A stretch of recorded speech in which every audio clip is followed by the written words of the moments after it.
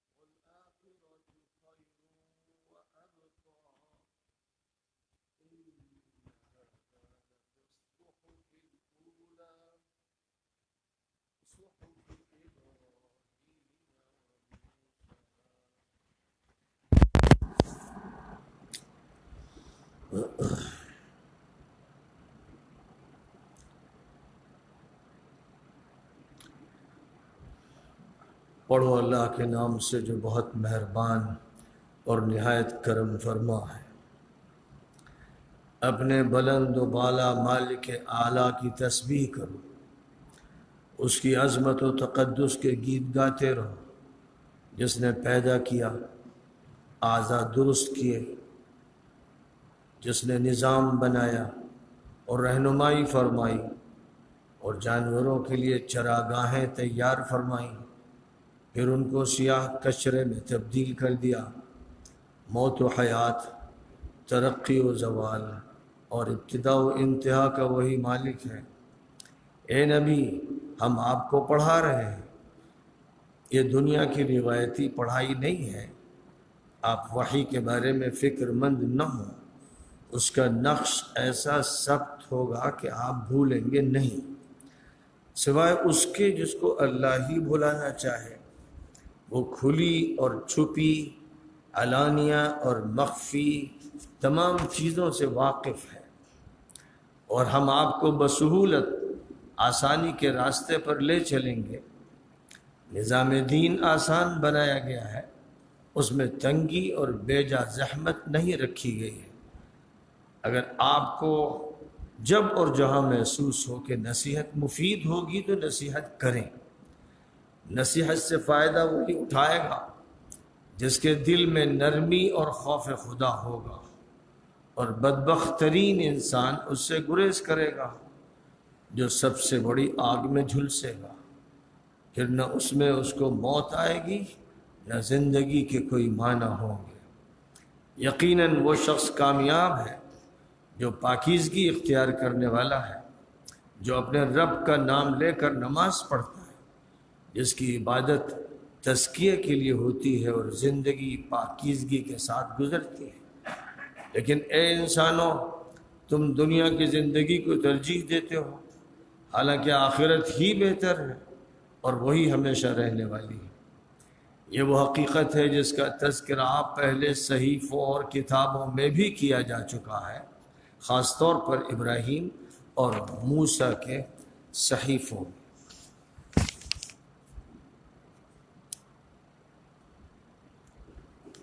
سورۃ الاعلیٰ کی یہ 19 آیتیں ہیں جو آپ کے سامنے پڑھی گئیں اور ان کا ترجمہ پیش کیا گیا۔ مکی صورتوں میں یہ ایک مختصر سی سورہ ہے، لیکن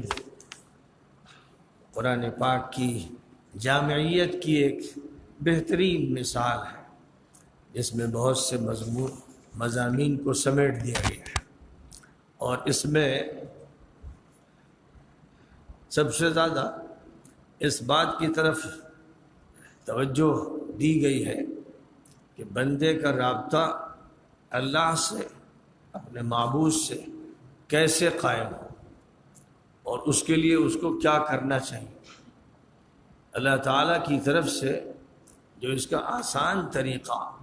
بتایا گیا ہے، قرآن پاک میں بھی بتایا گیا ہے بہت سے مقامات پر،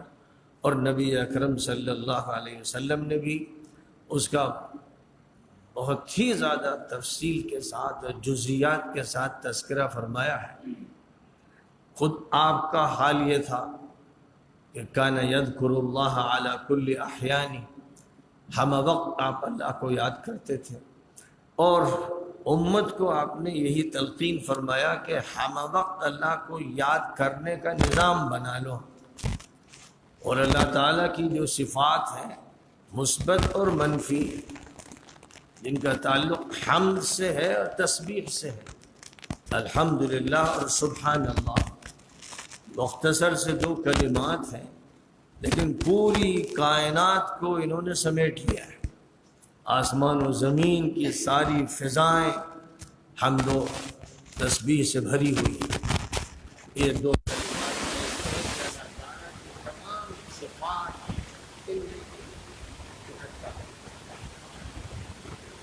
وہ صفات ان کو اس طرح بیان کیا جاتا ہے کہ اللہ ایسا ہے، اللہ بڑھنے والا ہے، اللہ واجب ہے، جتنی بھی اس طرح کی صفات ہیں وہ سب الحمدللہ اللہ کا پسند ہوتی ہے۔ کسی بات کو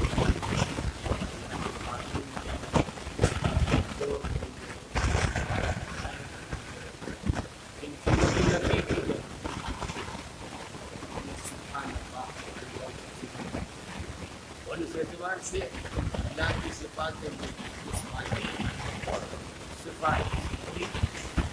یہی دو صفات ہیں جن کی تجلیات، جن کے مظاہر، جن کے نمونے، جن کے طریقے اور جن کے مناظر ہر سو ہم دیکھتے ہیں، ادھر بھی ہماری نگاہ دکھ رہے یا نہ ہو، کچھ غائب نہیں اور کچھ ہماری نگاہ بات ہے۔ ان تمام مخلوقات میں تعریف کا پہلو ہے تو الحمدللہ، اور اگر کوئی نہ نظر آتا ہے اللہ کی ذات کی بات ہے۔ تسبیح کا جہاں تک تعلق اس لفظ کا استعمال قرآن پاک میں جو اس کا نماز کی تشریح کا لفظ استعمال کیا گیا ہے، اللہ تعالیٰ کی عظمت کو بیان کرنے کے لیے بھی تسبیح کا استعمال کیا گیا ہے، اور یہ لفظ کی جامعیت کے ساتھ بولا گیا ہے کہ اس کے اندر حمد کا مضمون بھی سمیٹ دیا گیا ہے، اور میں گیا وَإِن مِّن شَيْءٍ إِلَّا يُسَبِّحُ بِحَمْدِهِ وَلَٰكِن لَّا تَفْقَهُونَ تَسْبِيحَهُ۔ ہر چیز اللہ کی تسبیح میں مشغول ہے، اور اس کی تسبیح حمد کے ساتھ، تسبیح اور حمد دونوں کا اظہار ہر مخلوق کی طرف سے ہو رہا ہے، چرند ہو، پرند ہو، درند ہو، حشرات ہو، چھوٹے بڑے جانور ہو، یہاں تک کہ جمادات ہو، بہار ہو، پانی ہو، خشکی ہو، ہر چیز اللہ کی تسبیح میں مشغول ہے، اور اللہ کی تسبیح کس طرح ہم اس عادی تسبیح کو جانتے ہیں، معمول کی تسبیح کو جانتے ہیں، تو یہ کہ کوئی شخص زبان سے سبحان اللہ ہے، تو یہ جانور، یہ جماعات کس طرح سبحان اللہ کہتے ہیں یہ ہمیں سمجھ میں نہیں آ پاتا، اور یہاں چونکہ ہمارا جو دائرہ ہے وہ بہت ہی فن دامانی کے شکار، ہم خود بہت ہی محدود واقع ہوئے، لیکن باوجود اس کے کہ ہم بے انتہا محدود ہیں، ہمیں سب سے زیادہ اس بات کا دعویٰ ہے کہ ہم بہت وسیع ہیں، بہت زیادہ سوچ سکتے ہیں اور سمجھ سکتے ہیں. یہ دعوے سب سے زیادہ انسان کرتا ہے، یہاں تک کہ انسان کبھی کبھی اپنے غرور میں، تکبر میں، اپنے طاقت کو ربوبیت کا دعویٰ کرنے لگتا ہے اور انا ربکم الاعلیٰ کا اعلان کر دیتا ہے، یعنی سب سے بلند و بالا ربوبیت کا اقرار دوسروں سے کروانا چاہتا ہے. تو اس انسان کا یہ مرض ہے، اور چونکہ یہ انسان شیطان کا شکار ہوتا ہے اور شیطان اس کو کھلا دیتا ہے، اس کو کبھی بڑا بنا دیتا ہے، کبھی چھوٹا بنا دیتا ہے، جہاں بڑا بننا چاہیے وہاں چھوٹا کر دیتا ہے، جہاں چھوٹا بننا چاہیے وہاں بڑا کر دیتا ہے. دائیں طرف سے بھی حملہ کرتا ہے، بائیں طرف سے بھی کرتا ہے، سامنے سے بھی کرتا ہے، پیچھے سے بھی کرتا ہے. تو اللہ تعالیٰ نے جب تمام چیزوں کی تصویر کا تذکرہ فرمایا تو اب ان کی کیفیت کیا ہے اور ان کا انداز کیا ہے، یہ چونکہ ایک ایسا موضوع تھا جو انسان کی گرفت میں نہیں آ سکتا تھا، اس لیے فرمایا گیا وَإِن مِّن شَيْءٍ إِلَّا يُسَبِّحُ بِحَمْدِهِ وَلَكِن لَّا تَفْقَهُونَ تَسْبِيحَهُ. یہ کہہ دیا گیا کہ تمہارے اندر وہ سمجھ نہیں، تم ان کی تسبیح نہیں سمجھ سکتے. یہ اعتراف سب سے بہتر ہے کہ جس چیز تک ہم نہیں پہنچ سکتے یا جس چیز کا علم نہیں رکھتے اس کا دعویٰ کیوں کریں. ایک آدمی جو حساب نہیں جانتا، سیدھی سی بات ہے کہ وہ کہہ دے کہ مجھے ریاضیات کا اور حساب کا علم نہیں ہے. ایک آدمی جو فضائیات کا علم نہیں رکھتا بلا وجہ کی ڈینگیں مارنے سے بہتر ہے کہہ دے کہ مجھے فضائیات کا علم نہیں. جس چیز کا علم نہ ہو اس کی لاعلمی کا اعتراف سب سے بہتر راہ نجات بھی ہے اور کافی کیوں یہ بتانا چاہتا ہے کہ میں جانتا ہوں. بس اسی طرح انسان ہم علمی کا دعویٰ کرتا ہے اور لا علمی کی اس پر مہر لگی ہوئی ہے. اللہ یہ فرما رہا ہے کہ تھوڑا سا تمہیں علم دیا گیا ہے، جتنا بھی علم ہمیں نظر آ رہا ہے پوری دنیا میں، دنیا کی یونیورسٹیز میں، دنیا کی اکیڈمیز میں، دنیا کی تصنیفات میں، دنیا کی لائبریریز میں، جب سے دنیا میں لکھا جا رہا ہے، پڑھا جا رہا ہے، بولا جا رہا ہے، اس سب کچھ سمیٹ لو جب بھی وہ اللہ کے علم کے مقابل میں ایک ریگستان کا ذرہ ہے اور سمندر کا ایک قطرہ بھی نہیں.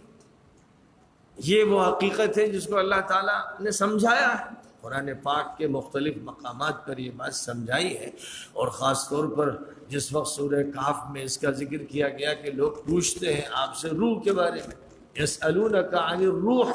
قل الروح من امر ربی وما اوتیتم من العلم الا قلیلا. لوگ روح کے بارے میں پوچھتے ہیں تو آپ ان سے کہہ دیجئے کہ روح ایک راز الہی ہے، اللہ کے حکم سے یہ وجود میں آتی ہے، اللہ کے حکم سے کام کرتی ہے، اور جو علم تمہیں دیا گیا ہے وہ بہت تھوڑا علم ہے. تو اس اعتراف میں انسان کی نجات رکھی گئی. وہ اس کو تسلیم کر لے کہ میرا علم کم ہے. جس طرح تخصصات اور اسپیشلائزیشن کے جو مختلف شعبے ہیں ان میں جو جس موضوع کا ماہر ہوتا ہے اس کا ذکر کرتا ہے، اور جس موضوع سے واقفیت نہیں رکھتا ہے دوسرے کی طرف ریفر کر دیتا ہے اور یہ بتا دیتا ہے کہ میں اس موضوع سے لا علم ہوں. اور اس کو وہ اپنی حتک نہیں سمجھتا ہے، بے عزتی نہیں سمجھتا ہے. جس طرح یہ معاملہ علم کے ان دائروں میں ہوتا ہے یہی معاملہ ہمارا ہونا چاہیے اس پوری کائنات کے سلسلے میں. جو کچھ سامنے ہے اور جو کچھ غیب میں ہے بس ہم اس کے بارے میں یہی اعتراف کریں کہ ہم لا علم ہیں. فرشتوں سے زیادہ علم کس کے پاس ہو سکتا تھا، لیکن جس وقت اللہ تعالیٰ نے ان کا امتحان لیا اور آدم کا امتحان لیا اور آدم کو جس علم سے نوازنا تھا نواز دیا، تو فرشتوں کو سوائے اس اعتراف کے اور کوئی چارے کار نہیں تھا کہ سبحانک لا علم لنا الا ما علمتنا. جو آپ نے دے دیا بس اتنا. تو اب اس کے علاوہ ہمارے اندر یہ صلاحیت نہیں ہے کہ ہم خود سے جہاں سے چاہے علم حاصل کر لیں. یہ اعتراف فرشتوں نے کیا اور اللہ تعالیٰ نے آدم علیہ السلام کو اس وقت کے جو بھی مطلوبہ علوم تھے وہ سکھا دیے تھے. تو علم آدم الاسماء کلہا، پھر ان سے جب سوال کیا گیا تو وہ بتاتے گئے، چیزوں کے بارے میں بتاتے گئے. ان کی خصوصیات بتاتے گئے، ان کے فوائد بتاتے گئے، ان کے استعمالات کے طریقے بتاتے گئے، جو انہیں کرنا تھا دنیا میں، جو ان سے کام مطلوب تھا، جن علوم کا استعمال کرنا تھا، اللہ تعالیٰ نے وہ پیشگی ان کو عطا فرما دیے تھے، اور اس کا انہوں نے اسی عالم میں جہاں فرشتوں اور ان کا تقابل ہو رہا تھا اظہار فرما دیا تھا، فر اپنا سبق سنا دیا تھا، کیونکہ وہ سبق اللہ نے پڑھایا تھا۔ اور اللہ جب سبق پڑھاتا ہے تو جیسے ابھی اسی سورے میں آ رہا ہے کہ سنقرئک فلا تنسى الا ما شاء اللہ، ہم آپ کو پڑھائیں گے تو آپ نہیں بھولیں گے۔ تو اللہ کی پڑھائی ایسی ہوتی کہ وہ پھر بھلائی نہیں جاتی۔ انسان جب انسان سے پڑھتا ہے یا انسان خود پڑھتا ہے تو بھولتا ہے، بھول سکتا ہے، لیکن اللہ کی پڑھائی ایسی ہوتی ہے کہ بس وہ فطرت میں، مزاج میں، حقیقت میں داخل ہو جاتی ہے، اور پھر اس کے نقوش انمٹ ہوتے ہیں، الا یہ کہ اللہ ہی یہ چاہے کہ کچھ نقوش مٹا دے۔ یمحو اللہ ما یشاء ویثبت، اللہ جو چاہے مٹائے اور جو چاہے باقی رکھے، تو یہ اللہ کی صفت ہے۔ سب سے پہلے یہاں نبی پاک علیہ الصلوۃ والسلام کو مخاطب کیا گیا، اور آپ کے واسطے سے ہر امتی کو مخاطب کیا گیا۔ جتنے بھی قرآن پاک میں اوامر ہیں، جن اوامر میں نبی کو مخاطب کیا گیا ہے، تو یہ بات تسلیم شدہ مانی گئی ہے کہ چونکہ نبی پاک علیہ الصلوۃ والسلام کی بعثت اسی لیے ہوئی ہے کہ آپ تمام انسانوں تک اللہ کی بات پہنچائیں، اور اللہ تعالیٰ نے بھی آپ کو یہ حکم فرما دیا ہے کہ یا ایھا الرسول بلغ ما انزل الیک، پہنچانا آپ کی ذمہ داری ہے۔ لہذا اللہ جب آپ سے کچھ کہتا ہے تو اس کا مطلب یہ ہوتا ہے کہ آپ کو واسطہ بنایا جا رہا ہے، ذریعہ بنایا جا رہا ہے، آپ کے ذمے یہ کیا جا رہا ہے کہ آپ یہ بات لوگوں تک پہنچا دیں، اور آپ نے لوگوں تک وہ باتیں پہنچا دی، یہاں تک کہ وہ باتیں جو خاص طور پر آپ سے فرمائی گئی تھیں ان کے بارے میں بھی یہ بتا دیا، قرآن میں بتا دیا گیا، یا آپ نے واضح فرما دیا کہ مخاطب میں ہوں اور یہ میرے ساتھ ہی مخصوص ہے۔ مثلا قرآن پاک میں جہاں ازواج کا تذکرہ فرمایا گیا اور تعدد ازواج کے سلسلے میں اوروں کے مقابلے میں آپ کو جو زیادہ اجازت دی گئی تو فرمایا خالصۃ لک من دون المؤمنین، تو یہ بات واضح کر دی گئی کہ صرف آپ کو یہ اجازت دی جا رہی، تمام اہل ایمان کو نہیں دی جا رہی۔ تو جہاں اس طرح کی توضیح فرما دی گئی ہے، جہاں اس طرح کی کوئی بات اللہ تعالیٰ کی طرف سے متعین طور پر کہہ دی گئی ہے، یا نبی اکرم صلی اللہ علیہ وسلم نے اپنی حدیث کے ذریعے یہ واضح فرما دیا ہے کہ اس مسئلے کا تعلق میری ذات سے، تم سب اس کے مخاطب نہیں ہو، تو وہاں آپ نے اطلاع تو دے دی ہے، لیکن اسی کے ساتھ ساتھ یہ بتا دیا کہ آپ اس کے مأمور نہیں ہیں جس کا خصوصیت سے میں مأمور۔ اب اس کے علاوہ جہاں آپ نے وضاحت نہیں کی، جہاں اللہ نے وضاحت نہیں کی، وہاں آپ کا نام لے کر خطاب ہو یا آپ کے وصف کے تذکرے کے ساتھ خطاب ہو، وہ خطاب ہر امتی کو ہے۔ یا ایھا النبی اذا طلقتم النساء فطلقوهن لعدتهن، یا ایھا النبی کہہ کر خطاب کیا جا رہا ہے، لیکن یہ خطاب عام ہے۔ طلاق کا جو حکم دیا جا رہا ہے اس کے لیے جس وقت کے خیال رکھنے کا حکم دیا جا رہا ہے وہ ہر مومن کو حکم دیا جا رہا ہے، صرف نبی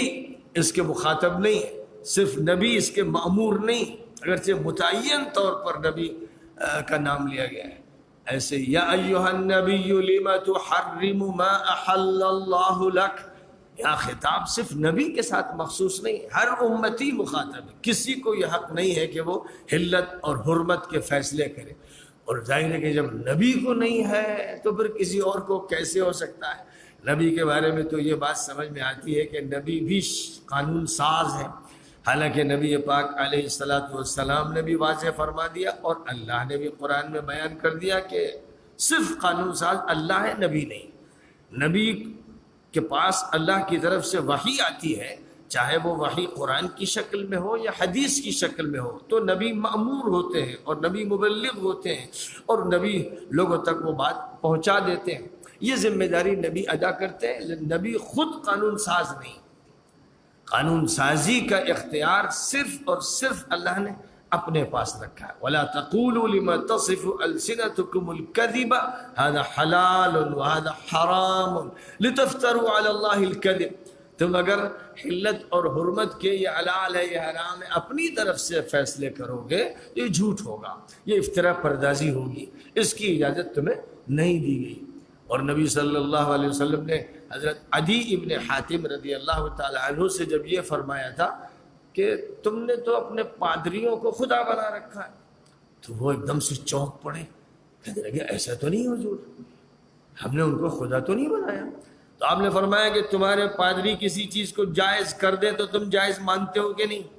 کسی چیز کے بارے میں ناجائز کہہ دیں تو تم اس کو ناجائز کہتے ہو کہ نہیں؟ کہا کہ ہاں یہ تو ہے حضور۔ فرمایا بس یہی ان کو خدا بنانا ہے۔ اتخذوا احبارهم ورهبانهم اربابا من دون الله والمسيح ابن مریم، انہوں نے مسیح ابن مریم کو بھی خدا بنا رکھا ہے، پھر مسیح ابن مریم کے بعد ان کے جو پوپ ہیں، ان کے بشپ ہیں، ان کے پادری ہیں، ان کے جو مذہبی نمائندہ ہیں، ان کو بھی انہوں نے خدائی کا درجہ دے رکھا ہے۔ اس سے یہ بات واضح کر دی گئی کہ اس امت مسلمہ میں علماء کو یہ حق نہیں ہے کہ وہ اپنے طرف سے حلال و حرام کے فیصلے کریں، ان کا کام صرف اتنا ہے کہ وہ قرآن سمجھیں، حدیثیں سمجھیں، اور قرآن و حدیث کی روشنی میں ان کی تابع داری اور فرما برداری میں بتائیں کہ قرآن اور حدیث سے یہ ظاہر ہو رہا ہے کہ یہ حلال ہے اور یہ ظاہر ہو رہا ہے کہ یہ حرام ہے۔ کسی بھی عالم کو، کسی بھی مجتہد کو، کسی بھی علامہ وقت کو، مفسر کو، محدث کو، بڑی سے بڑی شخصیت کو یہ حق نہیں ہے کہ وہ اپنے طور پر کسی چیز کو حلال کہہ دے اور کسی چیز کو حرام کہہ دے۔ تو اللہ تعالیٰ کی جو صفات ہیں، جو اسماء ہیں، ان اسماء کا سمجھنا بہت ضروری ہے۔ تفصیل کے ساتھ اگر کوئی نہیں جانتا ہے تو کم از کم موٹا موٹا علم تو اس کو ہونا ہی چاہیے، جس کے بارے میں اللہ تعالیٰ نے قرآن پاک کے آغاز سے ہی سبق شروع کر دیا کہ الحمدللہ اللہ رب العالمین الرحمن الرحیم مالک یوم الدین، یہ 5 جو اللہ تعالیٰ کے نام ہیں، اور ایک نام اس کا بنیادی اور مرکزی نام ہے، اس میں اعظم ہے وہ اللہ ہے، اور اس کے بعد پھر اور چند اوصاف ہیں جو بیان کیے گئے۔ تو یہ پہلا سبق پڑھایا گیا، اور اس کے بعد پورے قرآن پاک میں آپ دیکھیں گے تو اللہ تعالیٰ کی صفات کے جلوے ہیں، اور ان صفات کا کہیں پر وصفی طور پر تذکرہ کیا گیا ہے، کہیں فعلی طور پر تذکرہ کیا گیا ہے، یعنی کہیں اللہ کے افعال بیان کیے گئے ہیں اور کہیں اللہ تعالیٰ کے اوصاف بیان کیے گئے ہیں۔ تو جو افعال ہیں ان سے بھی صفات نکلتی ہیں، اور جو اسماء ہیں اور صفات ہیں ان سے افعال وجود میں آتے ہیں۔ تو اس طرح پورا قرآن پاک اللہ کے تعارف کی کتاب ہے اصلاً، اور اللہ کے تعارف کا پھر یہ حصہ ہے، اس اللہ کے تعارف کے نتیجے میں ہم پیغمبروں کا تعارف حاصل کرتے ہیں، فرشتوں کا تعارف حاصل کرتے ہیں، جنت و دوزخ کی پہچان ہمیں ملتی ہے، اور پورا نظام ہمیں سمجھ میں آتا ہے۔ تو یہ سمجھ میں اس لیے آتا ہے کہ اللہ جو علیم ہے، اور اللہ جو خالق ہے، اور اللہ جو مالک ہے، اس کی صفت تخلیق کے جلوے ہیں مخلوقات میں، اور اس کی صفت ملوکیت کے جلوے ہیں مملوکات میں، اور اس کی صفت ربوبیت کے جلوے ہیں مربوبات میں۔ اور اب جو کائنات ہمارے سامنے نظر آ رہی ہے اس میں یہی تو ہے، مخلوق ہے، مملوک ہے، محکوم ہے، اور اس کے بعد پھر اس کی مختلف صفات ہیں۔ جمال ہے تو خدا جمیل ہے، کمال ہے تو خدا صاحب کمال ہے، جلال ہے تو خدا ذوالجلال ہے، یعنی اس کی صفت ذوالجلال کے کہیں جلوے ہیں تو دبدبہ ہے، شکو ہے، اور عظمت ہے، اور ایک دہشت ہے اور محابت ہے، اور کہیں اس کی صفت جمال کے جلوے ہیں تو حسن ہے، رعنائی ہے، خوش منظر ہے، اور ایک سے ایک چیز ہے جو دعوت نظارہ دے رہی ہے اور اپنے حسن کو پیش کر رہی ہے، ایک پھول سے لے کر کہکشاؤں تک یہ ساری کائنات ہے جو خدا تعالیٰ کے جمال کی بھی نمائندہ ہے، اور کہیں اس کے کمال کی نمائندگی ہو رہی ہے، اور کہیں عطا و بخشش کا یہ عالم ہے کہ بس لگتا ہے کہ ریل پیل ہے، اتنا دیا گیا اتنا دیا گیا کہ اس کا حساب مشکل ہے۔ تو اس طرح خدا تعالیٰ کی صفات کے مظاہر ہیں، پوری کائنات صفات الہیہ کے مظاہر کی حیثیت میں ہے، اور صفات کی تجلیات ہیں، اور ہر صفت کو اگر نہیں سمجھ سکتے تو کم از کم ان صفات کو جن کا کثرت سے قرآن پاک میں تذکرہ آیا ہے، اور جب قرآن پاک ختم کیا جانے لگا تو ایک مرتبہ پھر سبق کو اچھی طرح سے یاد دلایا گیا اور یہ فرمایا گیا کہ کہو قل اعوذ برب الناس ملک الناس الہ الناس۔ وہ لوگوں کا رب بھی ہے، لوگوں کا بادشاہ بھی ہے، لوگوں کا معبود بھی ہے، اور یہ بنیادی صفات، کیونکہ یہ وہ صفات ہیں جن سے تابع داری، فرما برداری اور اطاعت وابستہ ہے۔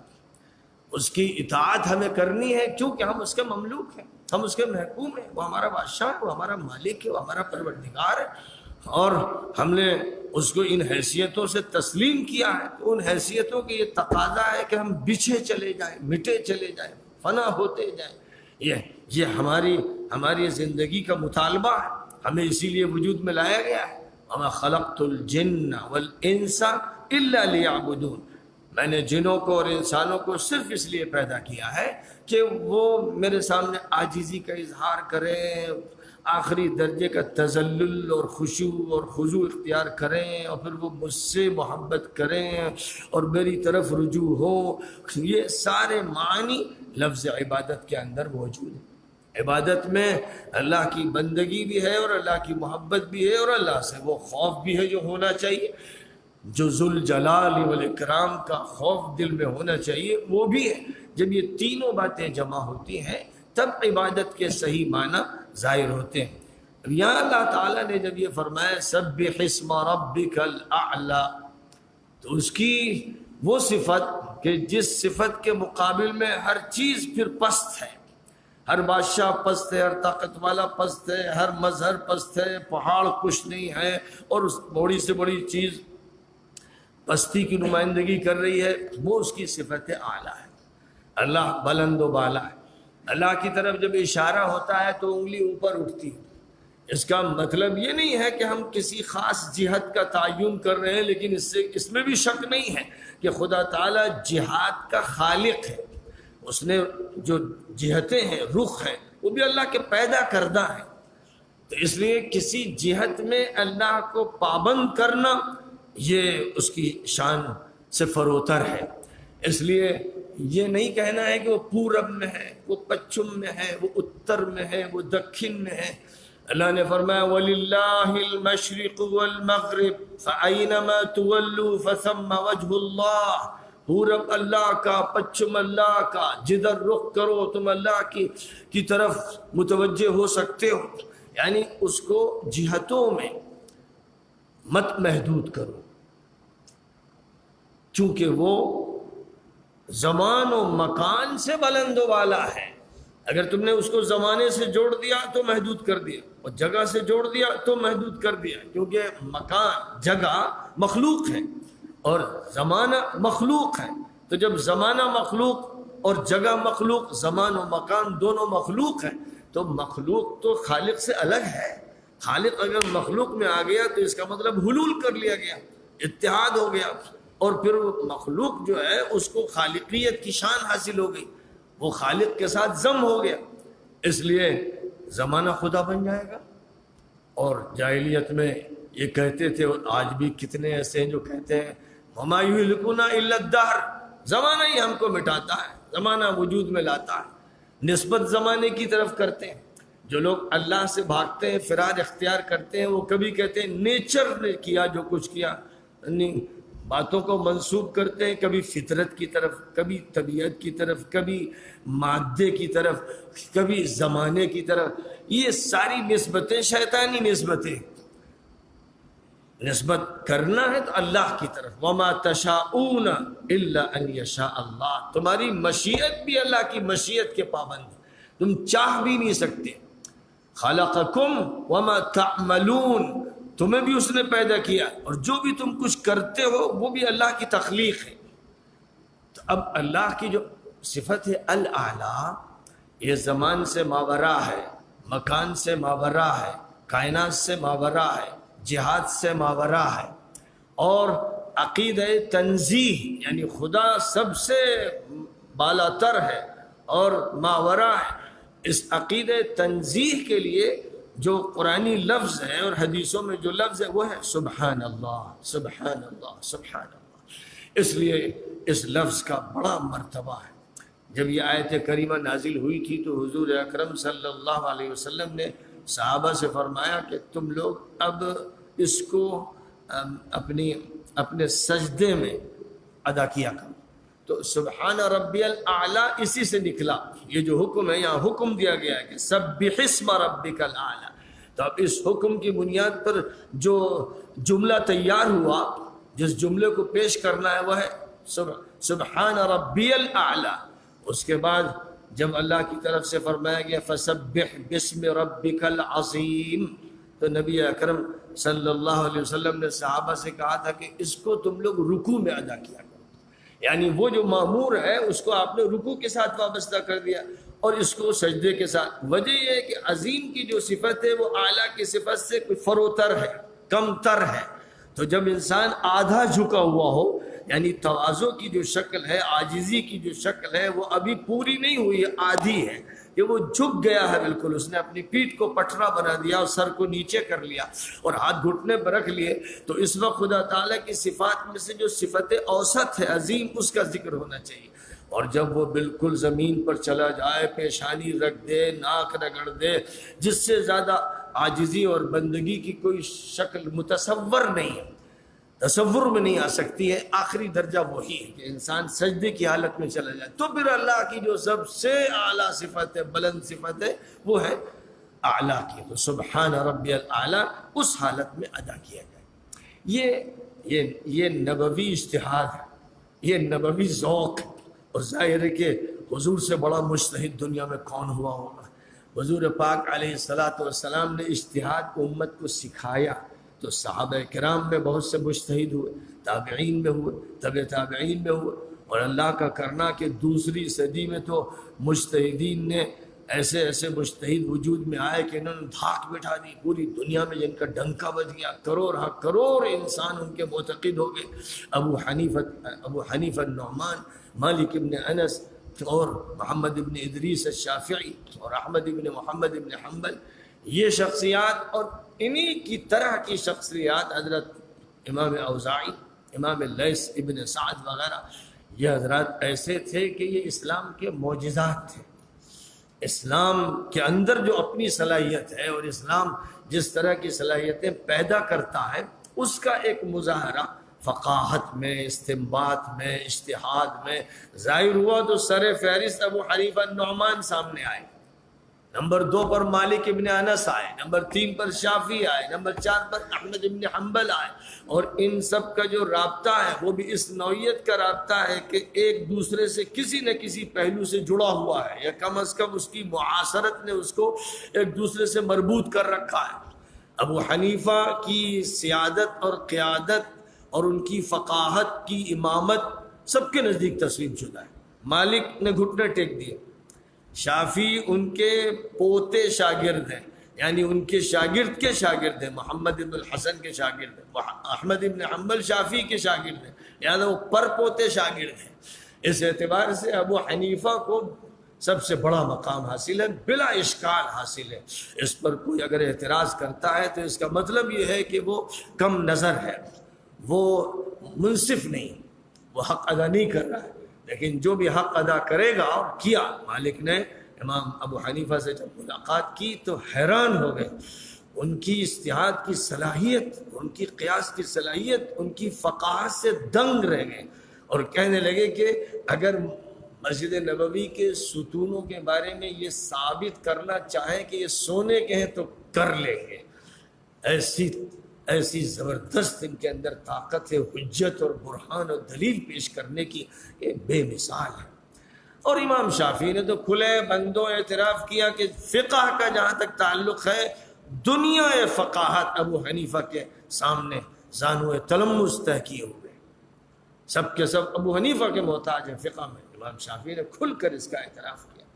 اور امام احمد تو ظاہر ہے کہ شاگردی ہے، وہ تو شاگردوں کے شاگرد ہیں، انہوں نے ان کی امامت کو، جلالت شان کو، ان کی فقاہت کو، ان کے اجتہاد کو تسلیم کیا۔ یہ سب اجتہاد نبوی کی جھلکیاں ہیں، اجتہاد نبوی کا جو سب سے زیادہ منظر سامنے آیا ہے وہ تو حضرت علی ابن ابی طالب کی شخصیت میں آیا ہے، جنہوں نے بچپن سے حضور کی آغوش میں، حضور کی گود میں پلنے کا موقع حاصل کیا کہ 10 سال کی عمر سے حضور پاک علیہ السلام کی تربیت میں رہے، اور قرآن پاک کی پہلی وحی آئی تو علی کے کان تھے، خدیجۃ الکبریٰ کے کان تھے اور علی کے کان تھے، جنہوں نے پہلی وحی سنی. اور پھر پورا دور جو قرآن پاک کے نزول کا رہا، اس سے جیسی واقفیت حضرت علی کو رہی ہے کسی کو نہیں رہی ہے بلا استثناء. اور نبی پاک علیہ السلام نے اسی لیے جب حضرت ابوبکر، حضرت عمر، حضرت عثمان کے اوصاف بیان کیے تو وہ اوصاف دوسری نوعیت کے ہیں کہ عرف امتی بی امتی ابو بکر و اشدہم فی امر اللہ عمر و احیاہم عثمان،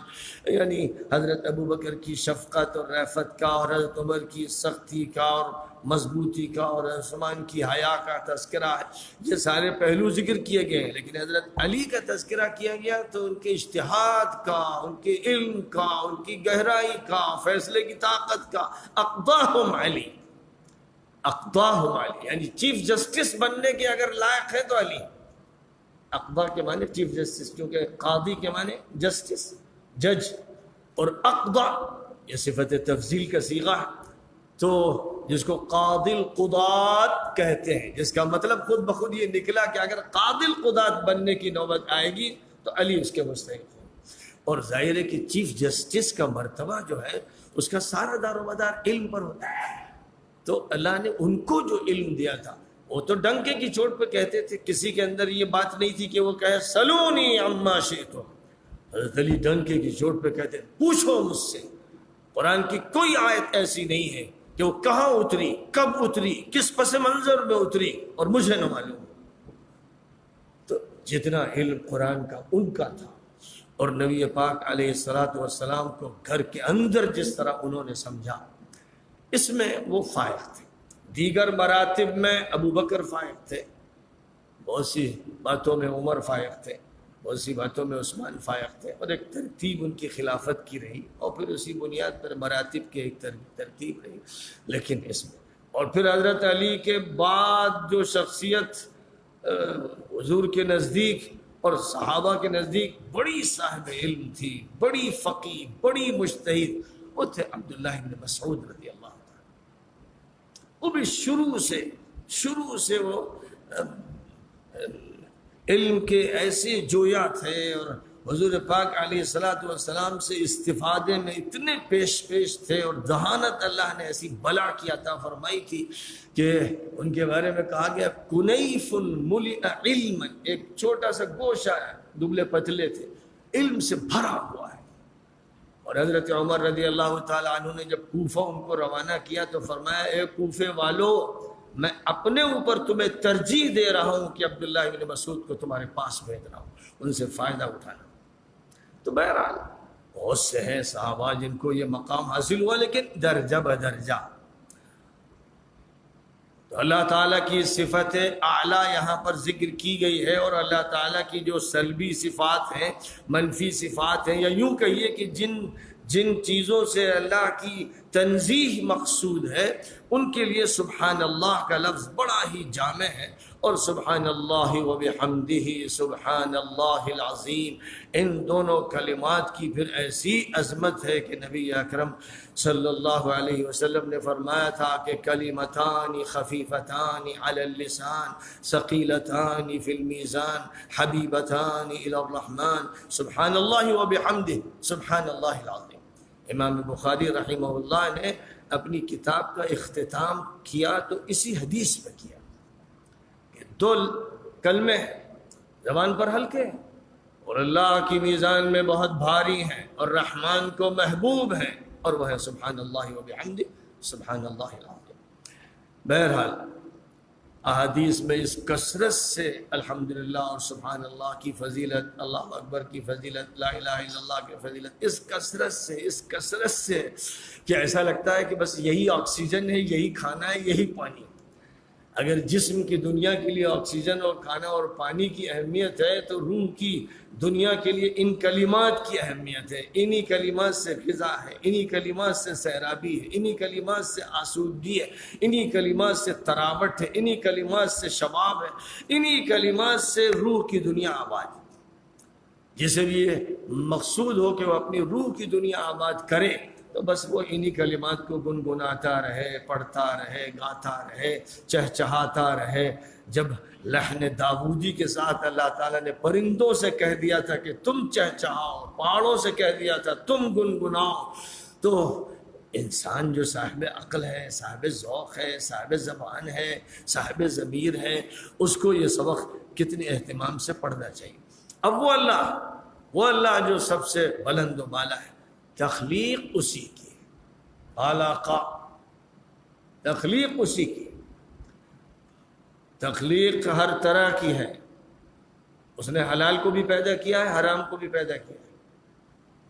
اس نے زہر بھی پیدا کیا ہے، تریاق بھی پیدا کیا ہے. اس نے آدم کو بھی پیدا کیا، اسی نے ابلیس کو بھی تیار کیا ہے. ازداد جو ضدیں ہوتی ہیں ان کی تخلیق کا اسے کمال حاصل ہے. وہ اپنی قدرت کا مظاہرہ فرماتا ہے کہ میں دو ایسی چیزوں کو پیدا کرتا ہوں کہ جن میں تضاد ہے، اور اس دنیا میں نے یہ عمل کیا ہے اس لیے کہ میں آزمائش کرنا چاہتا ہوں. لِيَبْلُوَكُمْ أَيُّكُمْ أَحْسَنُ عَمَلًا. تضادات کی تخلیق کا مقصود امتحان ہے. اگر امتحان مقصود نہ ہوتا تو صرف خیر ہوتا، صرف تقوی ہوتا، صرف نیکی ہوتی. عالم بالا میں امتحان نہیں ہو رہا ہے، ملائے اعلیٰ میں امتحان نہیں ہو رہا ہے، مقربین بارگاہ کا امتحان نہیں ہو رہا ہے. ان کو امتحان سے چھٹی مل گئی، اور اس لیے چھٹی مل گئی کہ اللہ تعالیٰ نے ان کی فطرت ایسی ڈھال دی کہ لا یعصون اللہ ما امرہم ویفعلون ما یؤمرون.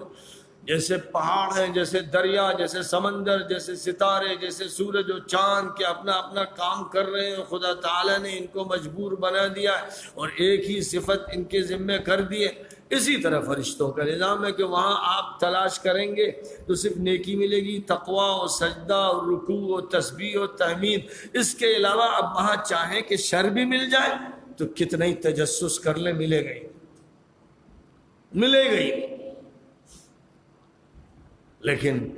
اس دنیا کی جو آبادی ہے تضادات کے ساتھ ہے، اور یہ خدا تعالیٰ کی تخلیق کی کرشمہ سازی ہے. یہ اس نے اپنی قدرت کا مظاہرہ فرمایا. اور خلق فسوا، جو چیز بھی بنائی ہے، جس مقصد کے لیے بنائی ہے اس مقصد کے لیے اس کو ٹھیک ٹھاک کر دیا ہے. اس کو اس مقصد کے لیے ٹھیک ٹھاک رکھا ہے. جس مقصد کے لیے جو چیز، چوپائے جس مقصد کے لیے، درندے جس مقصد کے لیے، پرند جس مقصد کے لیے، انسان جس مقصد کے لیے، جمادات جس مقصد کے لیے، جس مقصد کی جو چیز ہے وہ اپنی جگہ پر فٹ کر دی. تو تسویہ کا جو لفظ یہاں بولا گیا ہے کہ نک سک سے اس کو درست کر دیا ہے، وہ اسی مفہوم کو بیان کرنے کے لیے کہ جو تخلیق ہے وہ اپنے دائرے میں مکمل ہے، وہاں اس کو ادھورا نہیں چھوڑ دیا گیا. پھر والذی قدر فہدی، پھر اس کے بعد تخلیق سے پہلے منصوبہ، تخلیق کے بعد کا منصوبہ، ہمہ وقت منصوبہ، ہر دن اور رات کا منصوبہ، سب پہلے سے بھی طے شدہ، اور اس کے بعد اس میں اللہ کی مشیت کے مطابق اضافہ، کمی، یہ سب فیصلے بھی اسی عالم بالا سے، اسی رب اعلیٰ سے. کوئی مداخلت کرنے والا نہیں، کوئی فیصلے کو بدلنے والا نہیں. قدرہ کے معنی ہر چیز کی کوالٹی اور کوانٹیٹی طے کر دینا، کوئی بھی چیز الٹپ نہیں. مثلا قرآن پاک میں پانی کے بارے میں فرمایا گیا جو بارشیں ہوتی ہیں، اب بارشوں کو ناپا بھی جاتا ہے، بیان کیا جاتا ہے اتنی بارش ہوئی. اللہ فرماتا ہے وَأَنزَلْنَا مِنَ السَّمَاءِ مَاءً بِقَدَرٍ فَأَسْكَنَّاهُ فِي الْأَرْضِ. ہم ایک خاص مقدار کے ساتھ بارش اتارتے ہیں، اور جتنے بھی ہمارے خزانے، جو چیز بھی ہم نے دی ہے اور دے رہے ہیں، ہر چیز ہمارے یہاں طے شدہ ہے، ایک مقدار اس کی طے شدہ ہے. پانی اتنا ہوگا، غذا اتنی ہوگی، کھیتی اتنی ہوگی، باغات اتنے ہوں گے، پھل اتنے ہوں گے، اس سال پیداوار ہوگی، اس سال پیداوار نہیں ہوگی، کم ہوگی، بیش ہوگی، یہ کوئی چیز اتفاقی نہیں، اچانک ایسا ہو گیا۔ یہ بات وہی کہتا ہے جو اللہ سے واقف ہے۔ جو اللہ سے واقف ہے وہ جانتا ہے کہ وہ عالم الغیب والشہادہ ہے، اور اپنے علم کی بنیاد پر اس نے تخلیق فرمائی ہے، اور اپنے علم کی بنیاد پر وہ چیزوں کو بانٹ رہا ہے، عطا فرما رہا ہے۔ تو والذی قدرہ، قدرہ کے معنی ہر چیز کی کوانٹٹی اور کوالٹی طے شدہ ہے، جس کے لیے بھی جس مخلوق کے ساتھ ہے وہ سب اللہ کا منصوبہ ہے، اور وہ منصوبہ بڑا پختہ ہے، اس میں بال برابر فرق نہیں ہو سکتا۔ انسانوں کے منصوبوں میں سینکڑوں غلطیاں ہو سکتی، لیکن اللہ کے علم میں کیونکہ ذرا بھی فرق نہیں ہوتا ہے، اس لیے جو منصوبہ ہوتا ہے وہ 100% ویسے ہی ہوتا ہے جیسا اس کی مشیت ہوتی ہے۔ تو اس کے بعد پھر جو بھی اس نے منصوبہ بنایا ہے اس منصوبے کے ڈائریکشنز بھی دے دیے۔ قدر فہدا، قدر کے معنی رہنمائی کرنا، ڈائریکٹ کرنا۔ تو ایک طرف تو اس نے منصوبے تیار کیے، انسانوں کے لیے طرح طرح کے منصوبے ہیں، اور پھر جس رخ پر ان کو چلانا ہے، انہیں کام انجام دینا ہے، اس کے ڈائریکشنز بھی اللہ نے دے دی۔ اب اس دو طرح کے ڈائریکشن، ایک وہ ڈائریکشن ہے جو فطری ہے، چڑیوں میں، پرندوں میں، درند میں جو اللہ کی طرف سے منصوبہ ان کو دیا گیا ہے، اس کے ڈائریکشنز، اس کی رہنمائی، اس کے ایکشن کا جو عمل ہے، اس کے فنکشن کا جو طریقہ ہے، وہ بھی ان کی فطرت میں ودیعت کر دیا گیا ہے۔ اس کو اللہ تعالیٰ نے بڑی عمدہ مثال سے شہد کی مکھی کا تذکرہ کرتے ہوئے بیان فرمایا کہ وَأَوْحَىٰ رَبُّكَ إِلَى النَّحْلِ أَنِ اتَّخِذِي مِنَ الْجِبَالِ بُيُوتًا، کہ اللہ تعالیٰ نے وحی بھیجی شہد کی مکھی کی طرف۔ یہ ترجمہ صحیح نہیں ہے، لیکن وحی سے جو سمجھا جاتا ہے اس لیے میں نے اس کا ترجمہ اس طرح کر کے بتایا۔ ورنہ کیا ہے کہ اللہ تعالیٰ نے اپنا میسیج شہد کی مکھی کے اندر پرنٹ کر دیا، اور اس کی طبیعت کے اندر ودیعت کر دیا، اور اس کی ساخت و پرداخت اسی طرح کی، اس کو وحی کے لفظ سے تعبیر کیا گیا۔ تو وحی کے ایک معنی یہ ہوتے ہیں کہ میٹر کو پرنٹ کر دینا طبیعت میں، اور ایک یہ کہ گفتگو کے ذریعے، اور ایک یہ کہ تحریر کے ذریعے۔ موسیٰ کو تورات کی تحریر دی گئی، عیسیٰ کو انجیل کی تحریر دی گئی، محمد صلی اللہ علیہ وسلم کو قرآن پاک زبانی عطا کیا گیا، تحریر نہیں دی گئی، اور کسی کے دماغ میں بٹھا دیا۔ جیسے حضور اکرم صلی اللہ علیہ وسلم پر جب وحی اترتی تھی تو آپ نے فرمایا دو کیفیتیں ہوتی ہیں۔ ایک کیفیت ایسی ہوتی کہ میں صرف ٹن ٹن ٹن ٹن کی آواز سنتا ہوں، بس الفاظ نہیں سنتا ہوں، حروف نہیں پہچانتا ہوں، زبر زیر پیش مد غنہ کچھ نہیں ہوتا، اور وہ ٹن ٹن ٹن ٹن کی آواز ہوتی ہے۔ جس وقت وہ آواز ہوتی ہے تو لگتا ہے میری جان نکل جائے گی، ناقابل برداشت ہوتا ہے، بڑا بوجھ ہوتا ہے۔ لیکن اس کے بعد جب وہ کیفیت ختم ہوتی ہے تو بوجھ ختم ہو جاتا ہے، وہ اثرات ختم ہو جاتے ہیں۔ اب اس کا جو وقتی طور پر تاثر ہے وہ رہتا ہے کہ مثلا عائشہ صدیقہ رضی اللہ تعالیٰ عنہ کا کہنا ہے کہ میں نے دیکھا ہے سخت جاڑے کے زمانے میں حضور پاک علیہ السلام کو کہ وحی نازل ہونا شروع ہوئی تو چہرہ انور سرخ ہو گیا، رگیں پھول گئیں، اور ایک عجیب کیفیت طاری ہوئی۔ جب وہ کیفیت ختم ہوئی تو پیشانی سے پسینہ ٹپک رہا تھا سخت جاڑے میں۔ یہ اس کا مابعد اثر ہے،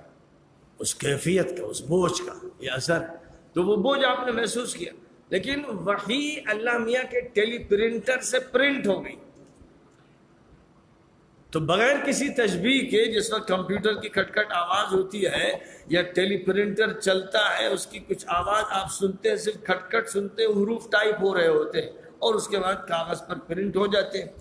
یہ انسانوں نے ایجادات کی ہے اللہ کی رہنمائی سے، اور اللہ کی مخلوقات کا استعمال کیا ہے۔ وہاں وحی کا جو سلسلہ بیان کیا نبی پاک علیہ السلام نے کہ بس میں تو ٹن ٹن سنتا ہوں، وہی پرنٹ ہوتی چلی جاتی ہے۔ اب اصول یہی ہے کہ جیسی چیز آپ پرنٹ کریں گے کمپیوٹر میں کریں گے، بالکل ویسے ہی آپ کو وہ باہر ملے گی۔ آواز اگر آپ داخل کریں گے، فیڈ کریں گے، تو آواز اسی طرح پلٹ کر آئے گی۔ تو جیسے قرآن پاک لکھ دیا گیا حضور کے دماغ میں، سیل میں پرنٹ کر دیا گیا اور وہ پرنٹ آواز کے ساتھ کیا گیا، یعنی اس کی ویڈیو تیار کر دی گئی، آڈیو تیار کر دی گئی، تو اس کے بعد اب آپ اس کو پڑھنا شروع کر دیتے، پڑھنا شروع کر دیتے، حروف دیکھے نہیں آپ نے اور کان نے حروف سنے بھی نہیں۔ ایک شکل یہ ہوتی تھی اور یہ سب سے سخت وحی ہوتی تھی۔ دوسری شکل آپ نے ذکر کی کہ فرشتہ انسانی روح دھار کر میرے پاس آتا ہے، پھر وہ مجھ سے بات کرتا ہے بے تکلف، اس میں کوئی بوجھ نہیں ہوتا، جیسے انسان سے بات کرتا ویسے ہی وہ مجھ سے بات کرتا ہے، میں اس کی بات سنتا ہوں اور اس کے بعد جو بات بھی وہ کہتا ہے وہ یاد کرتا ہوں، یاد کرنے کی کوشش کرتا ہوں۔ اب اگر اللہ تعالیٰ کا وعدہ نہ ہو کہ ہم یاد کرا دیں گے، آپ گھبرائیں نہیں اور آپ دہرائیں نہیں۔ قرآن پاک میں سورہ طٰہٰ میں بھی حضور کو یہ نصیحت کی گئی، سورہ قیامہ میں بھی نصیحت کی گئی، سورہ اعلیٰ میں بھی نصیحت کی گئی۔ 3 جگہ قرآن پاک میں یہ کہا گیا کہ آپ جلدی مت کیجیے اور مت گھبرائیے، ہم قرآن کو محفوظ کر دیں گے۔ آپ کو اس کی فکر نہیں کرنی ہے کہ آپ رٹیں اور دہرائیں، جیسے کوئی حفظ کرتا ہے اس طرح آپ کو عمل کرنا پڑے، ایسا نہیں ہوگا۔ بہرحال اللہ کا ہی منصوبہ ہے اور اس منصوبے کے لیے خداوند قدوس نے نظام بنا دیا ہے، اور نظام ایک وہ ہے جو انسان کی طبیعت اور اس کی ساخت و پرداخت میں داخل کر دیا گیا ہے، جو بے تکلف اور بے ساختہ ہوتا ہے کہ بغیر آپ کے ارادے کے دل دھڑک رہا ہے، بغیر آپ کے ارادے کے جہاں آپ نے پپوٹے کھولے تو آپ کی آنکھ دیکھ رہی، آپ اگر اپنے پپوٹے ہٹا دیتے ہیں اور پھر یہ چاہیں کہ آنکھ نہ دیکھے تو یہ نہیں ہو سکتا، آنکھ دیکھے الا کہ آپ سو رہے ہیں۔ اگر بیداری میں ایسا ہو، کان آپ کے کھلے ہوئے ہیں اور کان میں کوئی ڈانٹ نہیں ٹھوسی گئی ہے تو آپ سنیں گے آواز، چاہے چاہیں، آپ کا دل چاہتا ہو کہ نہ سنیں لیکن سنیں گے، مجبور ہیں آپ۔ اسی طرح بدبو پھیل رہی ہے، ناک کے نتھرے کھلے ہوئے ہیں، کوئی بیماری نہیں ہے کہ جس کی وجہ سے ناک کے نتھرے بند ہو جائیں تو آپ بدبو سونگیں گے۔ اب آپ کی چاہت ہے کہ نہ سونگوں، نہیں، مجبور ہیں۔ تو یہاں انسان کی ساخت وہ ہے جو اس کی قدرت سے باہر کی ہے۔ مشین آٹومیٹک ہے اور اس آٹومیٹک مشین کے جو بٹن ہے سوئچ آن اور آف کرنے کا، وہ آپ کے پاس نہیں، اللہ کے پاس۔ ہاں، آپ اس کو تھوڑی دیر کے لیے آف کر سکتے ہیں، اس کے لیے آپ کو سونا پڑے گا، لیکن جو سونا پڑے گا اس میں بھی آپ صرف آپ کی چاہت سے نیند نہیں آ جاتی ہے۔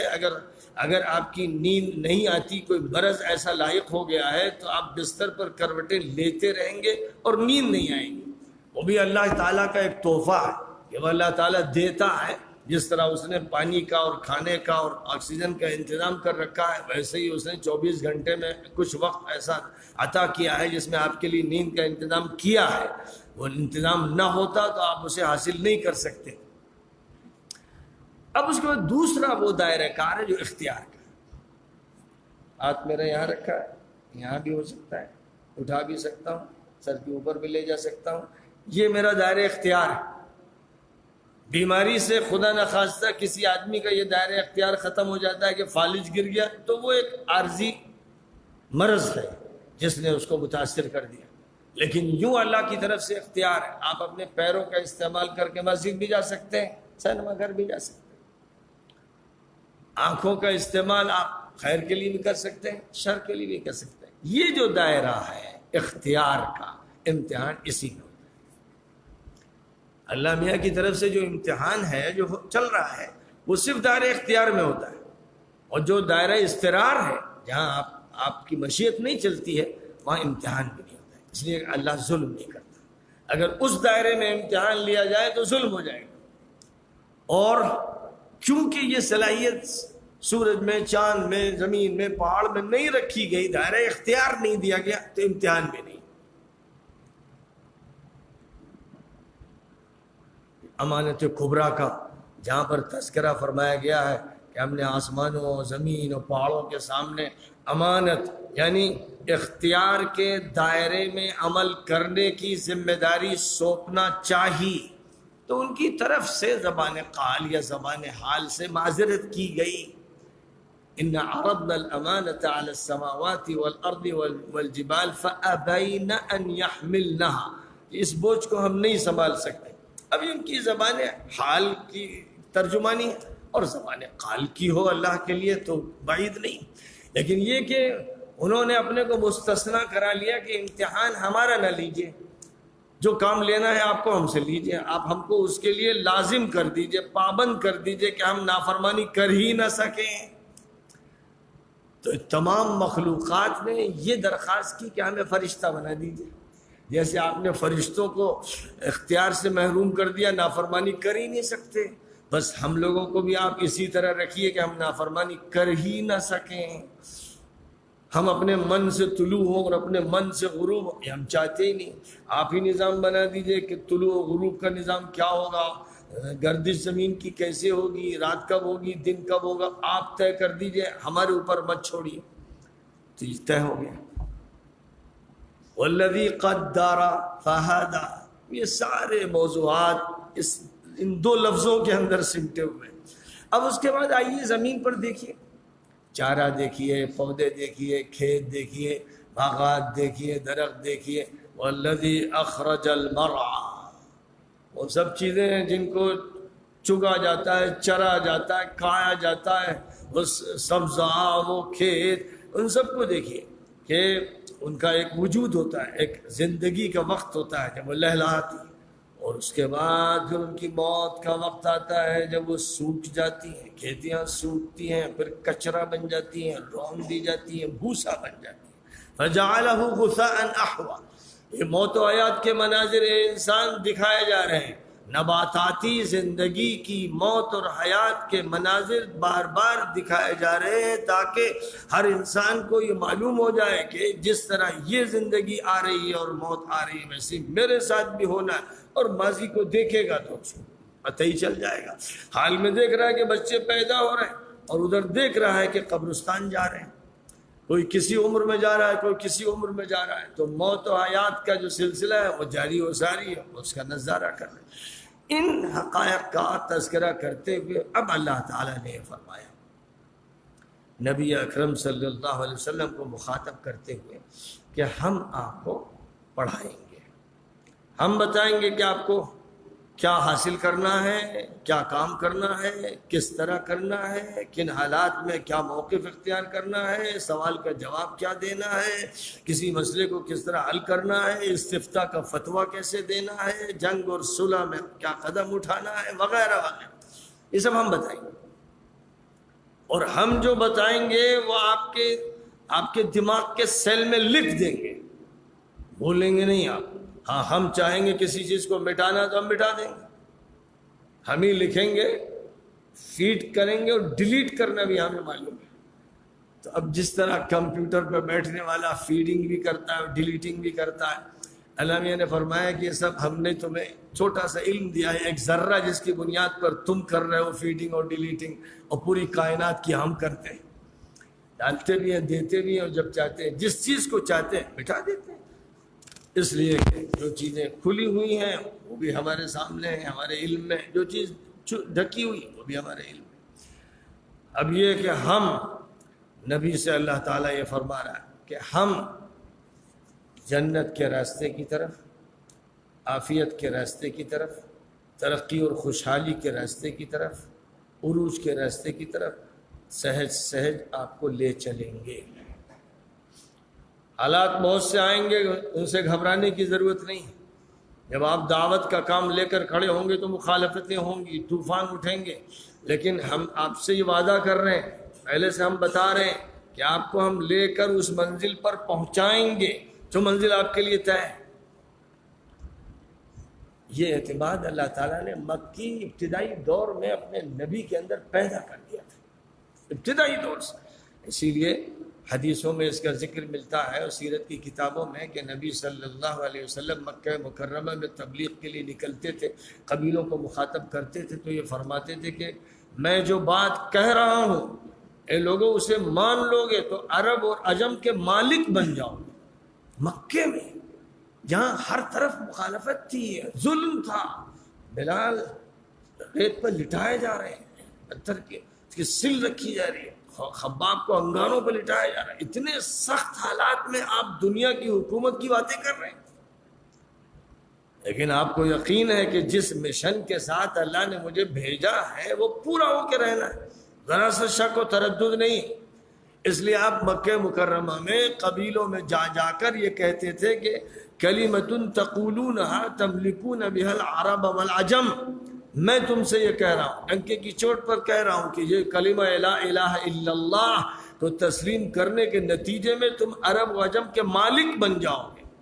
جو بات ہونے والی تھی 23 سال کے بعد، تقریباً 22 سال 21 سال 23 سال، وہ ابھی بتائی جا رہی تھی اور کہی جا رہی تھی پوری قوت کے ساتھ۔ اس لیے آپ کا کام یہ ہے کہ آپ نصیحت کرتے رہیے جب بھی موقع محل مناسب ہو۔ ان نفعت الذکرى، جس کا مطلب یہ ہوا کہ جو بھی واعظ ہو، ناصح ہو، اسے یہ بھی دیکھنا چاہیے کہ موقع مناسب ہے کہ نہیں۔ اگر لوگ ادھر ادھر کی باتوں میں لگے ہوئے اور آپ نے چھیڑا اور پلٹ کر انہوں نے کوئی نامناسب اور سخت جواب دے دیا تو وہ بدقسمت ہوں گے، محروم ہوں گے اور آپ کی دعوت کو نقصان پہنچے گا، اور ہو سکتا ہے آئندہ وہ آپ کی سنے ہی نہیں۔ اس لیے بات کہنے کا مطلب یہ ہوتا ہے کہ لوگوں کی رعایت کے ساتھ بات کی جائے، پہلے ان کو متوجہ کیے جائے، ترغیب دی جائے۔ ان کو کسنا اور گھیرنا کہ ناگوار گزرے، یہ مناسب نہیں، دعوت کا یہ طریقہ نہیں۔ اس لیے فرمایا فذکر ان نفعت الذکریٰ، جب بھی اس میں تمہیں محسوس ہو کہ یاد دہانی مفید ہوگی اور توجہ ہے اور توجہ دلا سکتے ہیں آپ، تو اس وقت آپ بات کہیے کہ بات کی صرف گرانی محسوس نہ ہو اور ناگواری نہ ہو۔ اس معاملے میں حضور صلی اللہ علیہ وسلم اتنے حساس تھے، اور یہ احساس آپ نے صحابہ کو عطا کیا کہ فرماتے تھے کہ میں تم لوگوں کے سامنے تقریر نہیں کرتا، تم لوگوں کے سامنے ہر وقت بات نہیں کرتا، اس لیے کہ کہیں تمہارے اندر اکتاہٹ نہ پیدا ہو جائے۔ نبی اتنے محبوب، لوگ اتنے فداکار اور بس ہمتن آغوش، لیکن اس کے باوجود آپ مختصر بات کرتے تھے اور پھر وقفے سے، ہر وقت نہیں، ہر دن نہیں، اس کا لحاظ رکھتے تھے۔ اور یہی بات پھر ملحوظ رکھی صحابہ کرام نے۔ عبداللہ ابن مسعود رضی اللہ تعالیٰ عنہ نے ایک دن طے کیا تھا، لوگوں نے مطالبہ کیا تو فرمایا کہ بس ٹھیک ہے، وہ دن کافی ہے، میں یہ نہیں چاہتا ہوں کہ اکتاہٹ پیدا ہو اور پھر تمہیں گرا لگنے لگے، یہ مناسب نہیں۔ تو اس کا لحاظ کرنے کا حکم دیا گیا کہ طبیعت آمادہ ہو، جی لگ رہا ہو تو بات کی جائے، اور اکتاہٹ اگر ہوگی تو پھر اس سے نقصان ہو جائے گا، بجائے فائدے کے نقصان ہوگا۔ اور پھر یہ فرمایا گیا کہ آپ یہ اعتماد رکھیے کہ جس کے دل میں رقت ہوگی، بسیجنے کی صلاحیت ہوگی، خوف خدا ہوگا، اور پھر اللہ کی طرف سے بھی توفیق ہوگی، وہ نصیحت حاصل کرے گا۔ نصیحت کا فائدہ ہوگا، سب کو نہیں ہوتا ہے، سب یکساں نہیں ہے۔ ایک پتھر اور ایک مٹی اور پیداواری مٹی اور اوسر مٹی سب برابر نہیں۔ اس طرح زمین کے ٹکڑے الگ الگ ہیں، انسان بھی الگ الگ ہے، لیکن کام ہمیں کرنا ہے اور موقع اور محل کو ملحوظ رکھتے ہوئے بات کرنا ہے۔ تو بات کرتے رہیے، جس کے اندر خشیت ہوگی وہ نصیحت حاصل کرے گا، اور جو نصیحت حاصل نہیں کرے گا اس سے گریز کرے گا، نہیں مانے گا، وہ بدبخت ترین ہوگا، وہ اپنے خراب انجام کی طرف بڑھتا جا رہا ہے۔ وہ سب سے بڑی خطرناک آگ میں جھلسے گا، پھر نہ موت نہ حیات، صرف تڑپے گا۔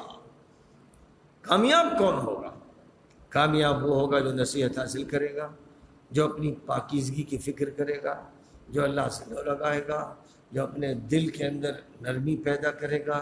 اور جو نصیحت قبول کرنے کی آمادگی اختیار کرے گا، جو اللہ کا نام لے گا، ذاکر شاکر بنے گا، نماز ادا کرے گا، اور زندگی اس طرح گزارے گا کہ بس اللہ کے ساتھ وابستہ رہے اور اس کی بندگی کرتا رہے۔ اب لوگوں اس سے چوکنا رہنا کہ تم لوگوں کا حال یہ ہے کہ دنیا تمہیں اچھی لگتی ہے، اس پر ریچھتے ہو، نگاہیں خیرہ ہوتی ہیں، اس کی طمع اور حرص میں الجھے رہتے ہو۔ دنیا کو ترجیح مت دو، تم لوگ دنیا کو ترجیح دیتے ہو، بات اس سے خراب ہو جاتی ہے۔ دنیا قابل ترجیح نہیں، رہائش کے لیے ہے، رہائش کے لیے ہے، اللہ نے پیدا کیا ہے، مکان ہونا چاہیے، کھانا ہونا چاہیے، پانی ہونا چاہیے، ضرورت کی چیزیں مطلوب ہیں، ممنوع نہیں ہے، لیکن دنیا کو جی میں مت ڈالو، اپنے اندر مت رکھو، اسے محبت مت کرو، استعمال کرو بغیر محبت کے، اور اللہ سے محبت کرو، نبی سے محبت کرو، اللہ کے کلام سے محبت کرو۔ اب یہ بات کیسے ہوگی؟ جب تم دنیا کو دین بنا دو۔ اس کو نبی اکرم صلی اللہ علیہ وسلم نے اس طرح کر کے دکھایا، کھانا کھانے بیٹھو بسم اللہ، فارغ ہو الحمدللہ، پانی لو بسم اللہ، استعمال کرو الحمدللہ، رات میں لیٹو بسم اللہ، اٹھو الحمدللہ، یعنی وہ ساری دعائیں جن الفاظ کے ساتھ ہیں۔ لیٹے تو بسمک اللہم اموت و احیا، اٹھے تو الحمدللہ الذی احیانی بعدما اماتنی والیہ النشور۔ اب کھانا پانی کپڑا بسم اللہ کر کے کپڑا پہننے لگے اور پہن لیا تو الحمدللہ الذی کسانیہ والبسنیہ من غیر حول منی ولا قوہ۔ بازار جا رہے ہیں تو استغفار اور لا حول کا اہتمام کر رہے ہیں، اور آ رہے ہیں گھر تو پھر بسم اللہ اور السلام کے ذریعے سے داخل ہو رہے ہیں، دعاؤں کا اہتمام کر رہے ہیں، تو کوئی وقت نہیں چھوڑا گیا، کوئی وقت۔ آئینہ دیکھ رہے ہیں تو لباس پہن رہے ہیں، تو لیٹ رہے ہیں، تو یہاں تک کہ استنجے جا رہے ہیں، تو باہر نکل رہے ہیں، تو کوئی وقت ایسا ہے جو بغیر ذکر الہی کے گزرتا ہو؟ حضور اکرم صلی اللہ علیہ وسلم نے پوری زندگی اور روزانہ کے 24 گھنٹوں کے اعمال کو ذکر سے مربوط کر دیا، ذکر کا غلاف چڑھا دیا، ذکر اس کی ریشوں میں رگوں میں داخل کر دیا۔ تو یہ ہے مسلم کی پہچان۔ مسلم مادی انسان کی طرح نہیں ہوتا ہے کہ بھوک لگی کھا لیا، پیاس لگی پانی پی لیا، جیسے جانور کرتے ہیں، یعنی ظاہر میں کرتے ہیں، حالانکہ وہ تو تسبیح بھی کر رہے ہیں، وہ مخفی تسبیح میں لگے ہوئے ہیں۔ لیکن انسان اگر ایسا ہو جائے کہ اس کو حسی نہ ہو، بس صرف جو حسی اور حیوانی ضروریات ہیں ان ضروریات کی طرف متوجہ ہو اور ان کو پورا کر لے، اللہ یاد نہ آئے، تو پھر یہ دنیا ہے جو بڑی خراب ہے۔ یہ ہے جس کو کہہ رہے ہیں دنیا کو تم ترجیح دیتے ہو۔ لیکن اگر اللہ کے ذکر کے ساتھ اعمال کو جوڑ دیا گیا اور اللہ کی شریعت کے تابع کر دیا گیا اور حرام و مکروہ سے پرہیز کیا گیا اور حلال پر قناعت اختیار کی گئی تو دنیا دین بن جاتی ہے۔ پھر آپ کا کھانا عبادت، پانی عبادت، سونا عبادت، کپڑا عبادت، مکان عبادت، تجارت عبادت، لین دین معاملات عبادت، یعنی اب اللہ کی بندگی کے ماتحت ہر عمل ہو رہا ہے، ملازمت بھی، تجارت بھی، کاشتکاری بھی، ہر چیز اللہ کی حکم کے مطابق ہو رہی ہے۔ نافرمانی نہیں کرنا ہے ہم کو، نہ تجارت میں کرنا ہے، نہ معاملات میں کرنا ہے، نہ کسی چیز، بس اسی کے معنی ہے بندگی کی، اسی کو عبادت کہتے ہیں۔ تو یہ فرمایا گیا کہ بل تؤثرون الحیات الدنیا والآخرۃ خیر وابقی، تم دنیا کی زندگی کو ترجیح دینے لگتے ہو، یہ تمہاری نادانی ہے۔ آخرت بہتر ہے، آخرت باقی ہے، دنیا فانی ہے۔ یہ بات یاد رکھو، جب یہ بات یاد رہے گی تو دنیا میں جی نہیں لگاؤ گے اور دنیا کو اپنے جی میں اور دل میں نہیں بساؤ گے، دل میں اللہ کے ذکر کو بساؤ گے، دنیا کے صرف استعمال کرو گے حسب ضرورت۔ یہی بات حضرت موسیٰ نے کہی تھی، حضرت ابراہیم نے کہی تھی، ان کی کتابوں میں درج ہے، ان کے علاوہ سارے انبیاء یہی سبق پڑھاتے رہے۔ اس پر سورہ کا اختتام فرمایا گیا کہ ان ھذا لفی الصحف الاولی صحف ابراہیم و موسیٰ۔ ابراہیم کا نام لیا گیا خاص طور پر مکے والوں کو سمجھانے کے لیے، موسیٰ کا نام لیا گیا خاص طور پر بنی اسرائیل کو سمجھانے کے لیے، یہودیوں کو اور اہل کتاب کو سمجھانے کے لیے کہ کوئی نئی بات میں نہیں کر رہا ہوں، میں نیا رسول نہیں ہوں، میں کوئی نیا نظام لے کر نہیں آیا ہوں، انبیاء کرام کے سلسلے کی ایک کڑی ہوں اور آخری کڑی ہوں، میں انہی باتوں کی طرف تم کو متوجہ کر رہا ہوں۔ وآخر دعوانا ان الحمدللہ رب رمضان رمضان